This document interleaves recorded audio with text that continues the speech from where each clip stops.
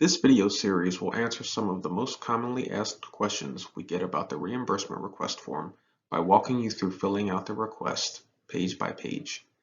Each page of the reimbursement request form will have its own video to make it easier to navigate to the information you need. If you have any questions which aren't answered by this video series, you can find our contact information at the end of each video. Feel free to send us an email or give us a call. The reimbursement request form, along with the supporting documents, gives Harris County the information it needs to reimburse your city's COVID-19 related expenses using the Coronavirus Relief Fund. The form is a central document which communicates to us what expenses you're seeking reimbursement for. Throughout the duration of the Small Cities Assistance Program, you can submit as many reimbursement requests as you need to. So if you bought supplies in June, you can submit that request right now. If you purchase supplies again in October, you can submit another request then. The only limitation is your city's individual allotment of funds. Once you've exhausted your city's funds, all subsequent reimbursement requests will be denied. Along with the reimbursement request form, supporting documents are needed to prove your spending falls in line with CRF requirements. In order for you to participate in the Small Cities Assistance Program, we need your last city budget approved before March 28, 2020.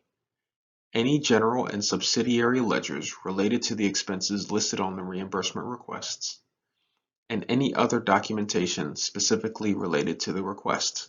Examples of other documentation include receipts for supplies, invoices for contract work, employee payroll records, or any other proof that the city has spent money on the items in the reimbursement request.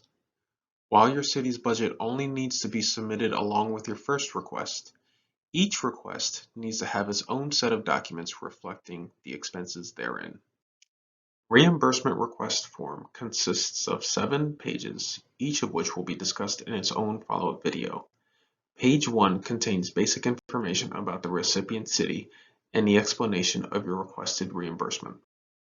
Page 2 lists the itemized expenses for which you are seeking reimbursement. You will use page 3 to report any grants or other funding that helps offset page 2's expenses. Page 4 is the city's attestation that reimbursement will not result in the duplication of benefits. Pages 5 through 7 provide helpful information on the supporting documentation we need and which expenses are covered by CRF or FEMA. This concludes the overview presentation. The next video in the series is the tutorial on page 1, Basic Information. If you have any questions about anything covered in this video, feel free to contact us via the information listed.